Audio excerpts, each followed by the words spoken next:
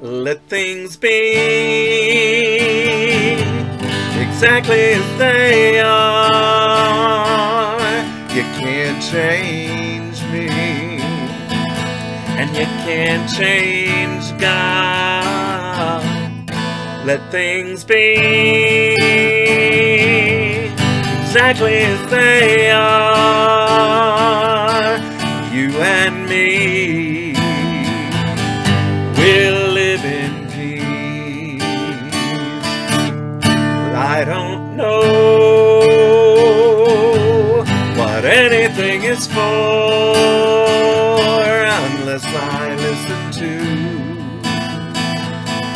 that still small voice telling me this simple truth, that everything is for my good. So let things be exactly as they are. Oh, you can't change me, and you can't change God. Let things be exactly as they are, and you and me will live in peace. I'm not this body that you see. I am as God created me. We are all one family, and it's possible to live in peace. So let things be exactly as they are. You can't change me, and you can't change God. No, you can't change God. Let things be exactly as they are, and you and me will live in peace. Kumbaya.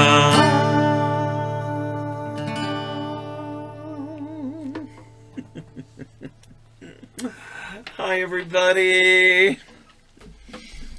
Well, today is May 4th. It's been quite a weekend for me. First, I'm going to start off by saying that the Awakening Together Sanctuary is not open today because people are off on a retreat.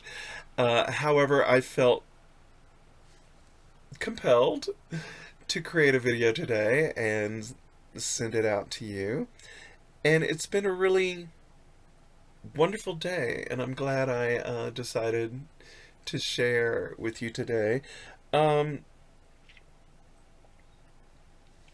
So May 1st is a special day in me and Glenn's history and future, I think. Yeah. It's the day that we signed the property, the document that legal document for our property ownership. Anyway, so May 1st is what we call, me and Glenn used to call, Founders Day. So I'm going to keep calling it Founders Day. The property here that we bought at some point will be transforming and turning into what I call Glory Land, a spiritual arts center. And when we first bought this property on May 1st, 2020,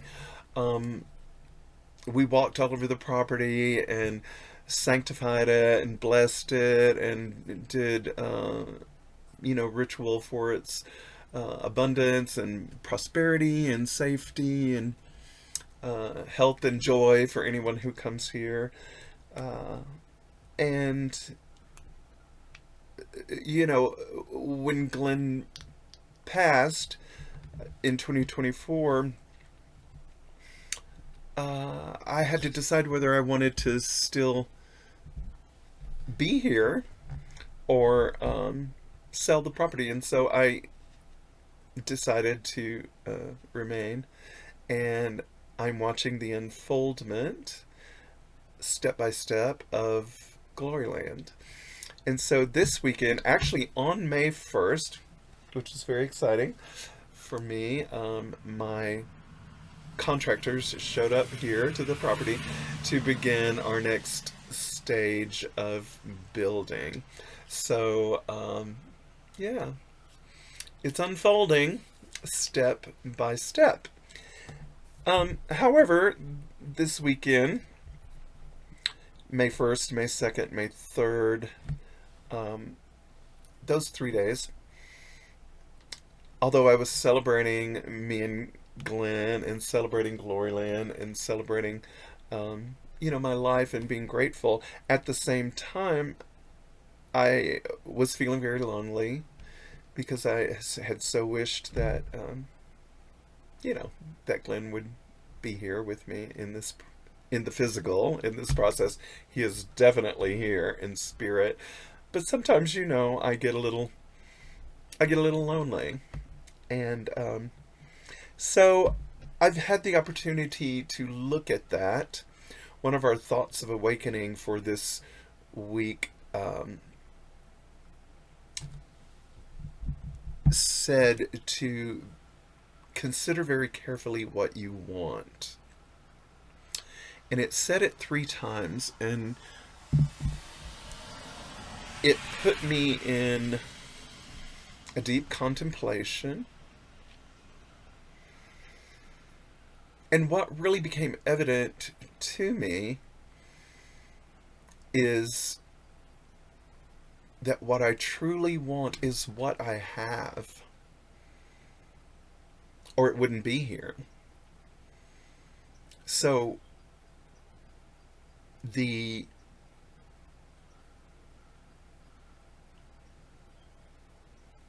manifestation of what I really want on the inside and the outside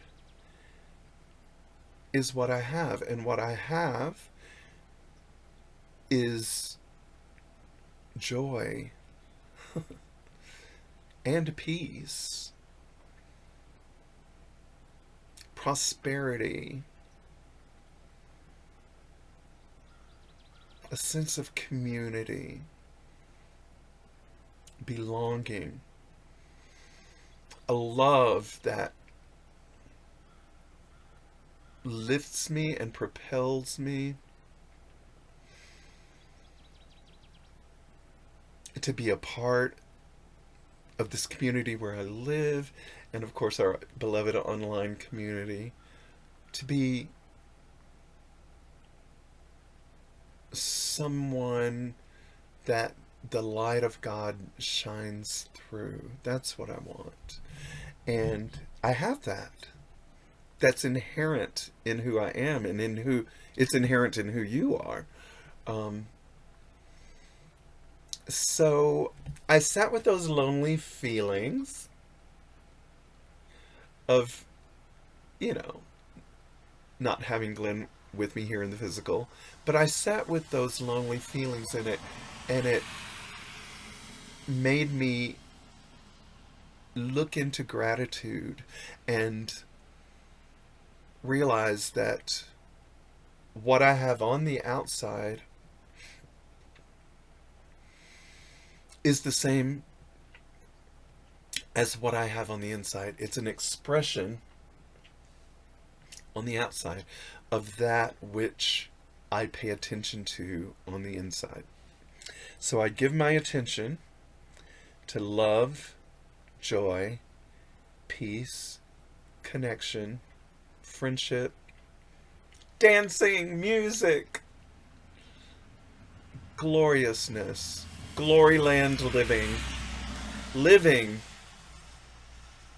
with a sense of wonder, curiosity, and glory. I give myself to that. And it shows up in the material world.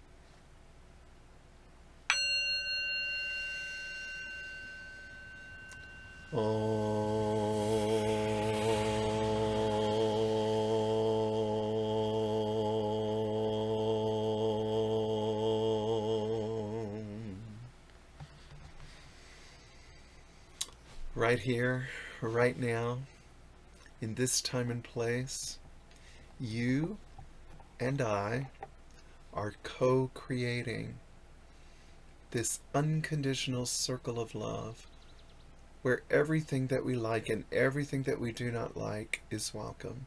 So we welcome and surrender to everything that happens today, everything that is coming into our paths, everything that shows up, even if we don't like it. We welcome it and we surrender to it, knowing that there is such a lesson here, such a growth opportunity, such a chance to see and know who we truly are. And who we truly are is love, joy, peace, and connection. Today we honor our ancestors, and of course I bring my husband, Reverend Glenn Morton Ganaway, into the circle of remembrance of our ancestors, along with my parents and my grandparents and their parents and grandparents, and on and on. And I bring forth in celebration the ancestors of this piece of land that I now own. And may you bring your ancestors into this circle together right now while we're meditating and contemplating, praying, singing. We invite all of our ancestors into this circle to guide us. And we celebrate our connections with each other, both living connections and connections that are beyond the veil. We trust our brothers and sisters who are one with us. Blessed be, and so it is.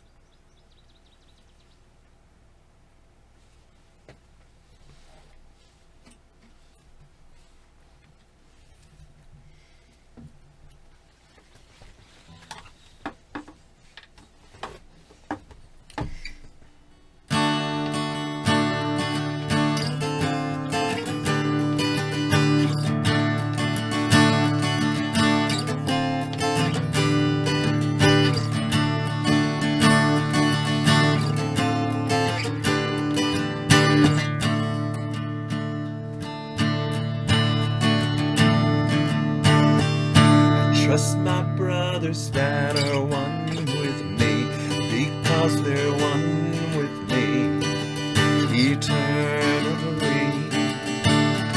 I trust my sisters that are one with me in every situation.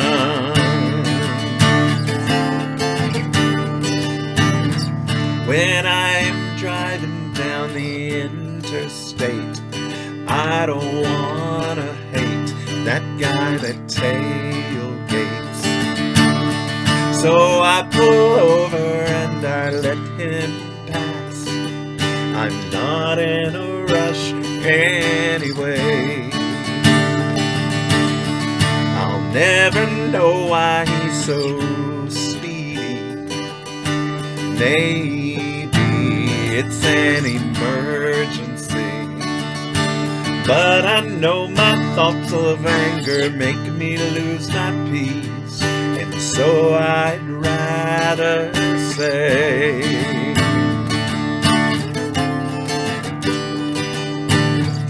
I trust my brothers that are one with me, because they're one with me eternally. I trust my sisters that are one with me in every situation.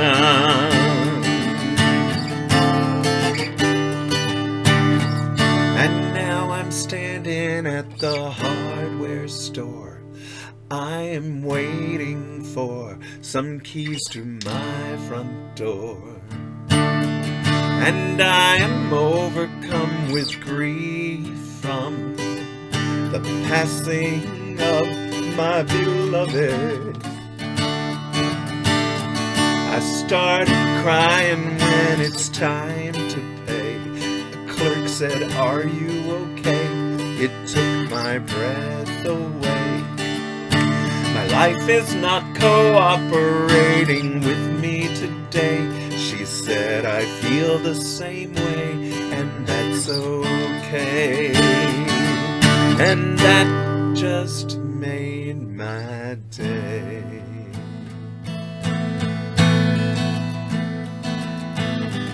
I'll never know what someone's going through. It could be you who's feeling really blue. And because I'm on this journey with you, it helps for me to say,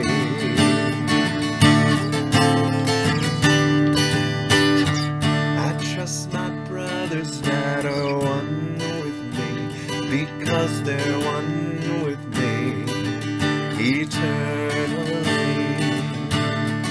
I trust my sisters that are one with me in every situation.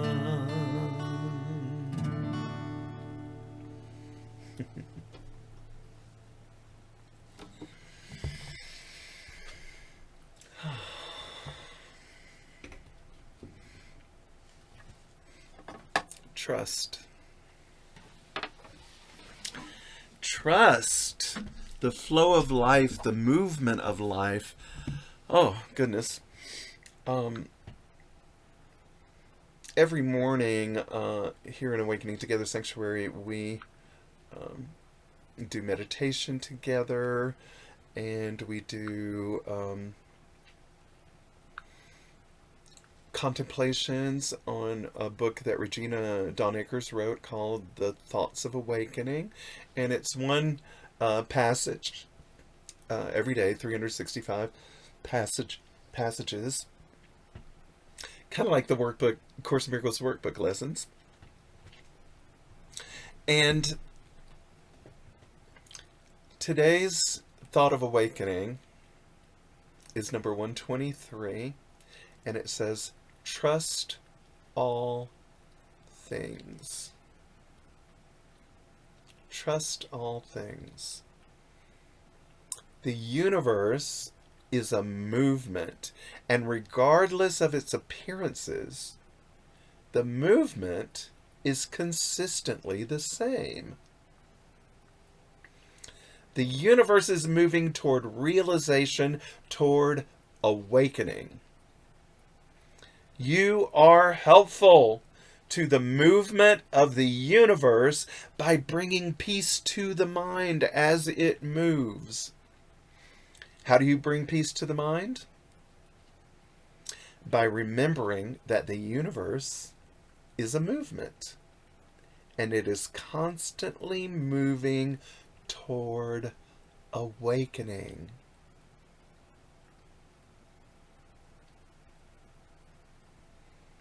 Well, that was a relief. Trust all things, which is my natural sort of tendency. I kind of realized that has been a tendency of mine throughout my life. It's like trusting the flow of all things, which is also a lesson from the other day. There is a flow to all things, a harmony in action, which you recognize when you let go and let yourself experience the flow. What do you let go of? Let go of who you think you are and what you think you need to be happy. Let go of how you think things are supposed to be.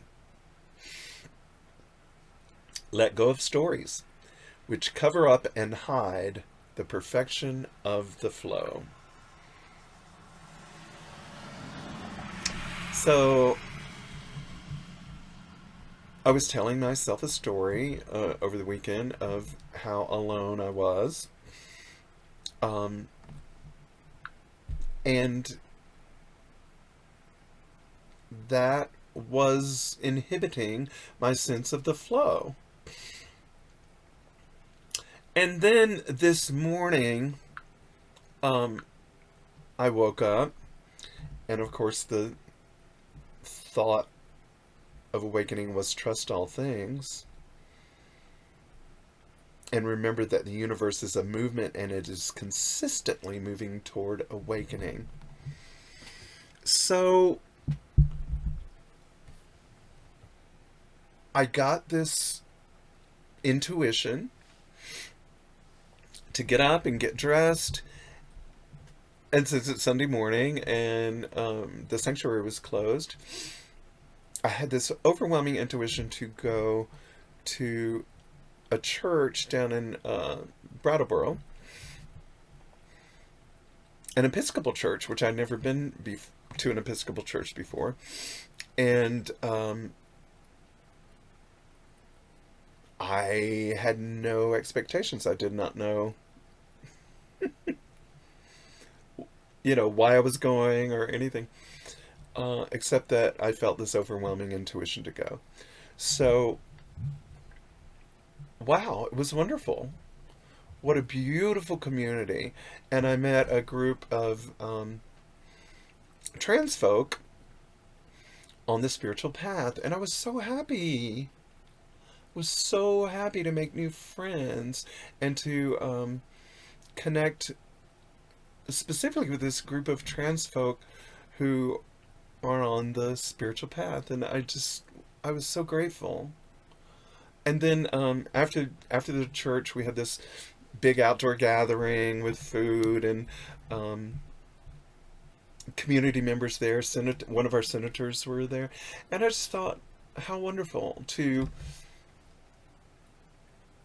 let the flow happen and to follow my intuition and to prove to myself that I am not alone and friendless. I thought that was a really wonderful thing.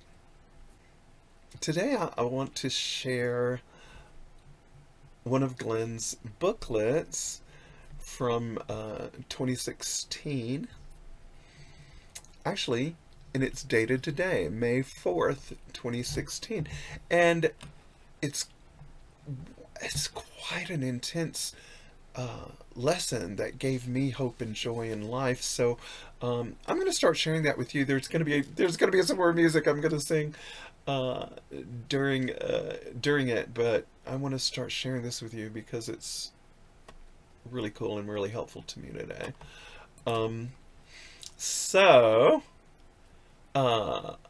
And if you want information on our Wednesday night online group, it's a safe space, and we study A Course in Miracles together.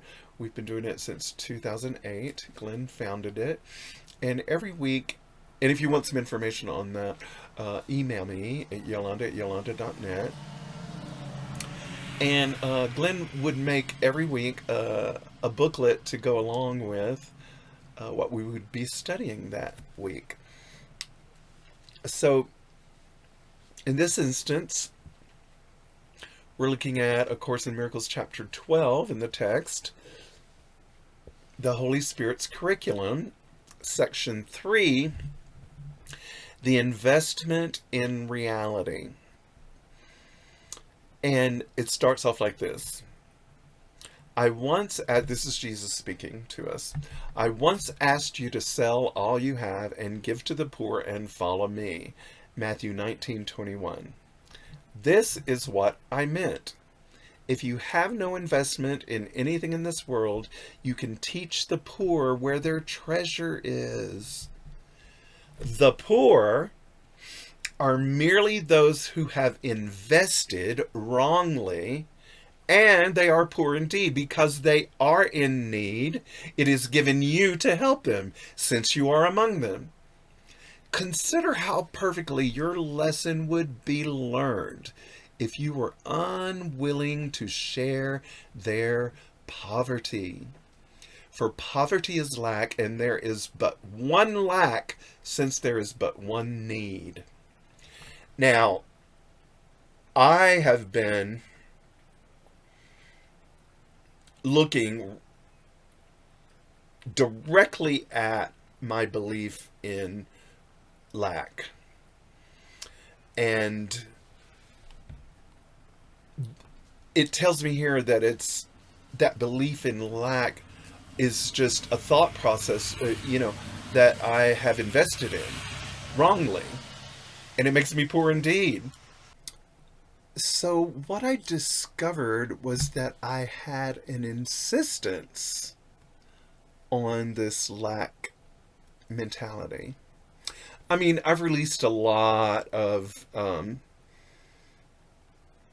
belief in lack mentality over the years.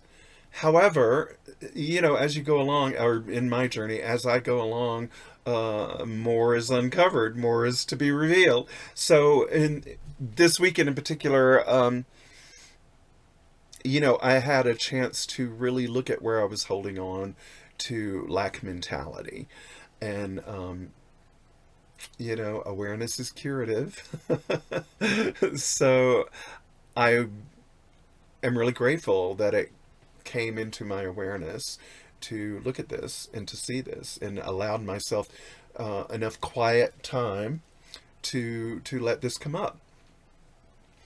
The paragraph goes on to say, insistence means investment. And what you invest in is always related to your notion of salvation. The question is always twofold. First, what is to be saved? And second, how can it be saved? What I noticed when I saw this underlying belief in lack was, I said thank you to it. And I said, this was said to it, you have been present in my life as a protection device that I thought I needed to keep me safe. And I don't need you anymore. Thank you for your service. And I release you. And that really lightened the load, as they say. So Glenn's first comments on this booklet after this paragraph says, our happiness doesn't come from the world, yet the world will tell us it does. Our friends and family will tell us it does too. Don't join in amplifying the propaganda. How we act reflects what we believe in. Remember? Are we pursuing material things over people? Invest in what you want to see more of, right? So he leaves us with a question here. What do you invest in? Well, this weekend I discovered that I was investing in loneliness, lack, and,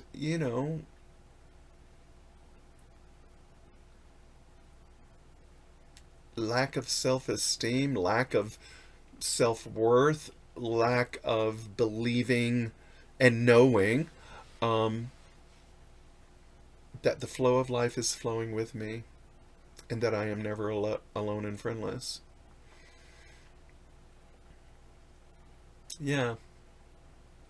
So that opened up room to invest in what is really inside, shining out into the world. So it opened the doors for me to connect, like I said, more with the community that I live in now, and to meet some new friends. So I was really happy about that. The Course goes on to say, whenever you become angry with a brother for whatever reason, you are believing that the ego is to be saved and to be saved by attack. If he attacks, you are agreeing with this belief. And if you attack, you are reinforcing it. Remember that those who attack are poor. Their poverty asks for gifts, not for further impoverishment. Recognize what does not matter, and if your brother asks you for something outrageous, do it, because it does not matter. This is something I'm going to contemplate on and chew on a little bit more. Refuse, and your opposition establishes that it does matter to you. It is only you, therefore, who have made the request outrageous, and every request of a brother is for you. Poverty is of the ego and never of God. No outrageous requests can be made of one who recognizes what is valuable and wants to accept nothing else. So this is an aspect of poverty that I hadn't thought of, or lack thinking, the belief in lack. If your brothers ask for you to do something outrageous, do it because it does not matter. Refuse, and your opposition establishes that it does matter to you. So that's a way of creating lack in my life. I can see that. Sometimes, I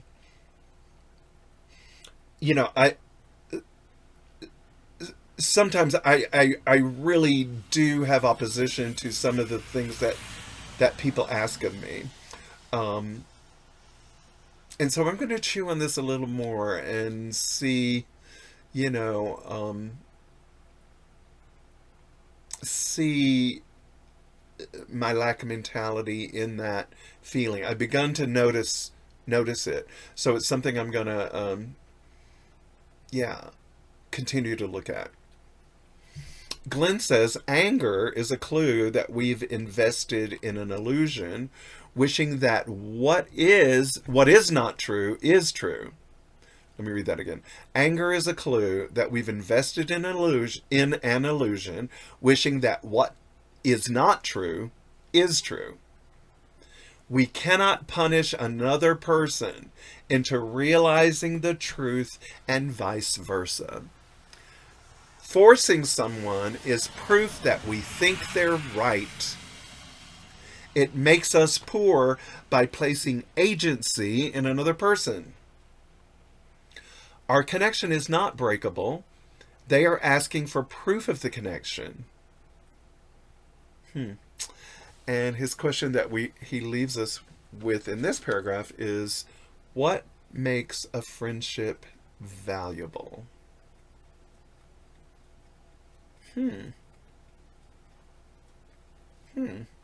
What makes a friendship valuable? What makes a friendship valuable? What are your reactions to that question? What makes a friendship valuable? Knowing our true connection is what comes to me now.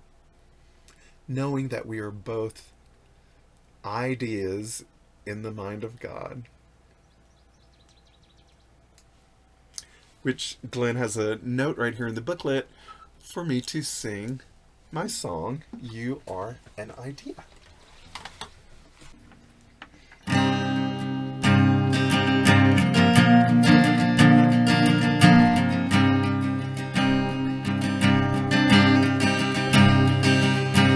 You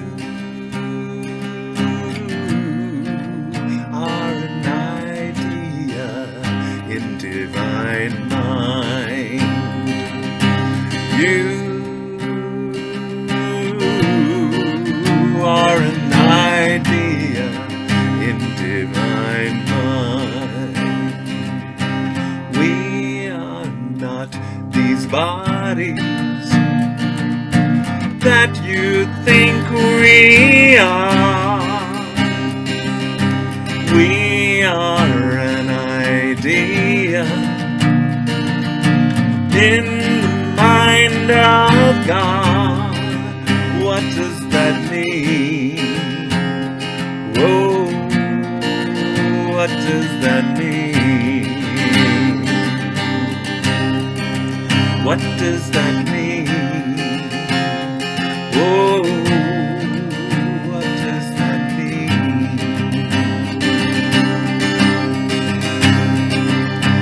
You are an idea in divine mind. You are an idea in divine mind.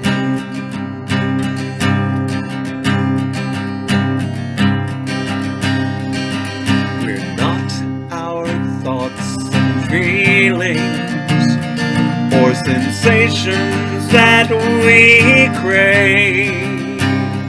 We are not our experience, although we take them to our grave.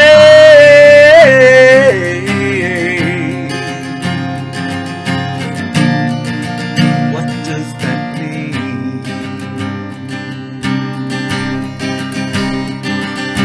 You are an idea in divine mind. You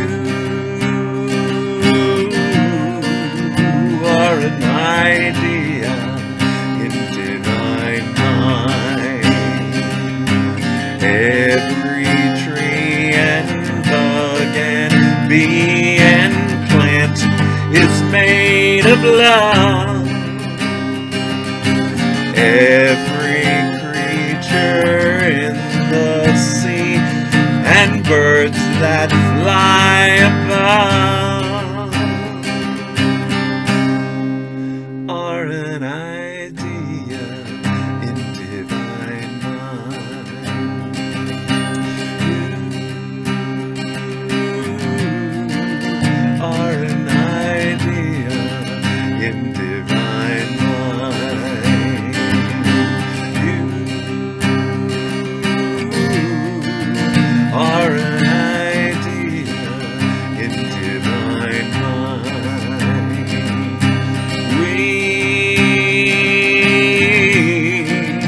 are an idea in divine mind. We are an idea in divine mind. Om Ganganapate Namaha. Om Ganganapate Namaha. Om Ganganapate Namaha. Om Ganganapate Namaha. You are an idea in divine mind.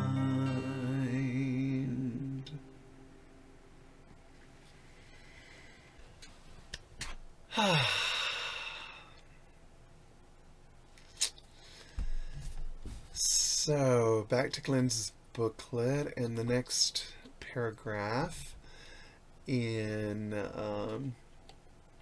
A Course in Miracles text, chapter 12, section 3, is salvation is for the mind, and it is attained through peace. This is the only thing that can be saved and the only way to save it. Any response other than love arises from a confusion about the what and the how of salvation. And this is the only answer. Love is the only answer through peace. Never lose sight of this, and never allow yourself to believe, even for an instant, that there is another answer. For you will surely place yourself among the poor who do not understand that they dwell in abundance and that salvation is come. So Glenn's comment is, we crave peace, and so does everyone else.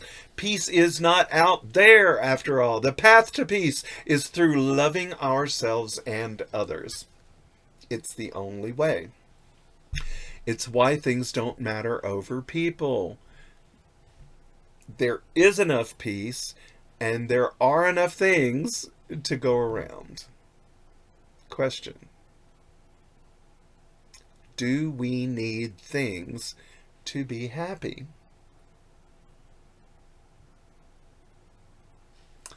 Well, so see, that brings me back to my contemplation of the other day. Carefully consider what you want. Carefully consider what you want. Carefully consider what you want. And what came to me was, I want what I have because it's already here. Do we need things to be happy? No, I don't think so. For me, what I'm realizing this day is that making peace with what is, what I have, be it on the inside or outside, is what I want.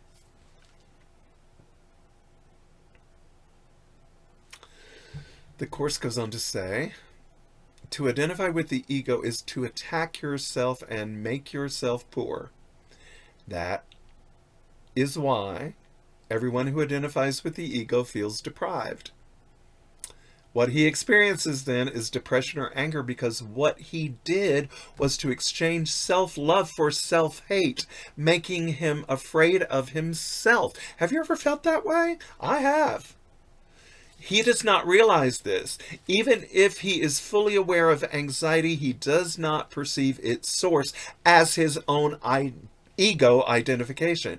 And he always tries to handle it by making some sort of insane agreement with the world. He always perceives this world as outside himself, for this is crucial to his adjustment. He does not realize that he makes the world, for there is no world outside of him. Everything you perceive as the outside world is merely your attempt to maintain your ego identification. For everyone believes that identification is salvation. Interesting. Identification is salvation. What you identify with is your salvation. Yeah. So, yeah. That goes back to me realizing that what I have is what I want. Yet consider what has happened, the Course goes on to say, for thoughts do have consequences to the thinker. You have become at odds with the world as you perceive it, because you think it is antagonistic to you. This is a necessary consequence of what you have done. You have projected outward what is antagonistic to what is inward, and therefore you would have to perceive it this way. That is why you must realize that your hatred is in your mind and not outside it before you can really get rid of it, and why you must get rid of it before you can perceive the world as it really is. Glenn comments, needing other people's approval and acquiring things is the strategy of the ego. There is never going to be enough approval or things to make it okay. What we crave is peace. which is the reality. But it's difficult sometimes to understand the source of this peace or conflict. We see it reflected in our world. It can be hard to manage. Our understanding of our own worth, our gifts, is key to seeing others' gifts. Question: do you invest in and value your own mind? Wow, that makes my song, I Love Myself, even more important.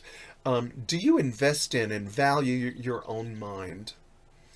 If I value my own mind, I won't be filling it with thoughts of hate, destruction, self-hate, doubt, confusion. Yeah, I do value my own mind.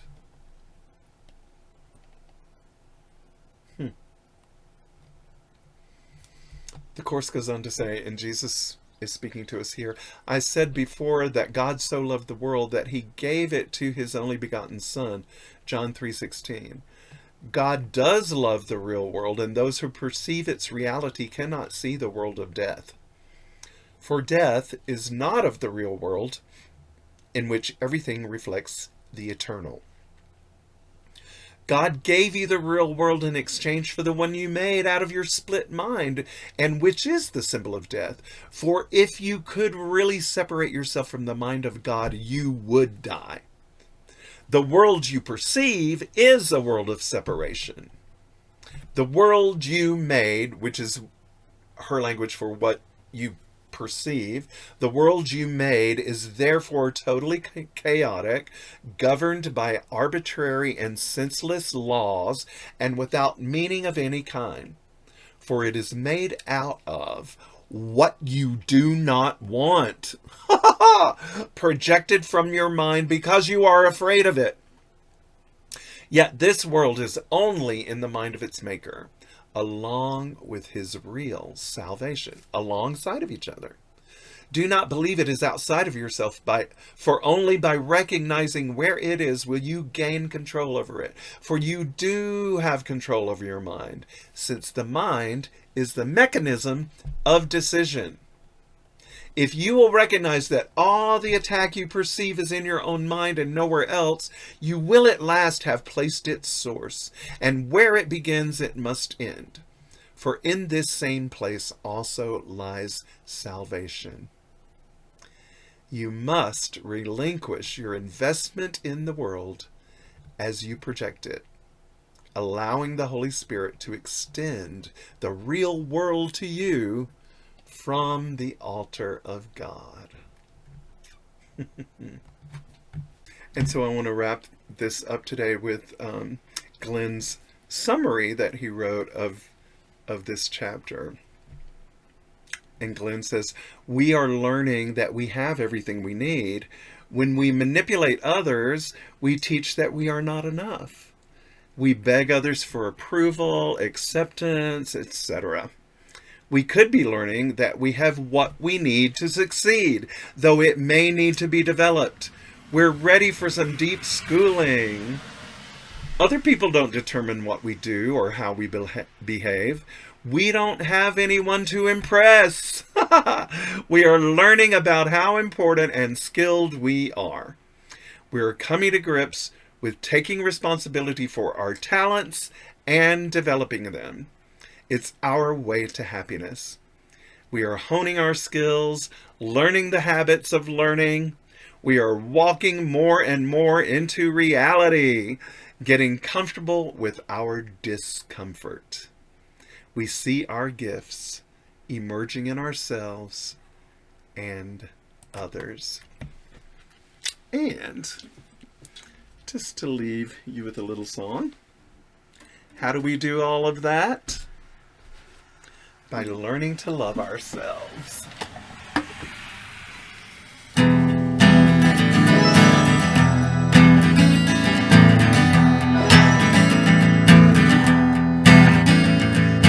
Love myself, I forgive myself, my life feels good. can have what I want. So I choose joy, and I choose peace. I love myself, I forgive myself. My life feels good, and I can have what I want. So I choose joy, and I choose peace. Opportunity finds me, I create what I need. I'm open to suggestions, I accept success. I take responsibility. Abundance flows through me, and I prosper, you prosper, we prosper. And a 1, 2, 3, because I love myself. I forgive myself. My life feels good, and I can have what I want. So I choose joy, and I choose peace for all beings, for all life, for the universe, because I love myself.